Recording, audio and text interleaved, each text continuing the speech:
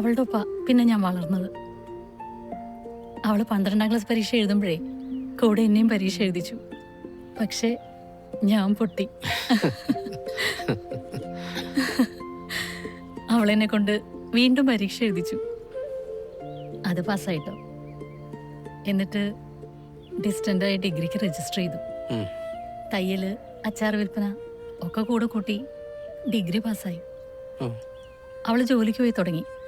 ഞാൻ PG പഠിക്കാൻ കോളേജിലേക്കും. മോളാണ് എൻ്റെ ഫീസൊക്കെ അടച്ചിരുന്നത്.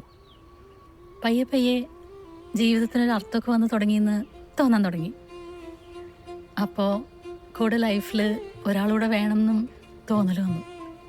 സത്യം പറഞ്ഞാൽ ദിയാണ് കേട്ടോ അതിനും തുടക്കം കുറിച്ചത്. അമ്മയ്ക്കൊരു കല്യാണം കഴിച്ചുകൂടെ എന്നൊക്കെ ചോദിച്ചു. ആദ്യമൊക്കെ ഞാൻ ഒരുപാട് ഒഴിഞ്ഞു മാറി. പിന്നെ ഒരു പോയിന്റിൽ തോന്നി ലൈഫിൽ കൂടെ ഒരാൾ വേണമെന്ന്.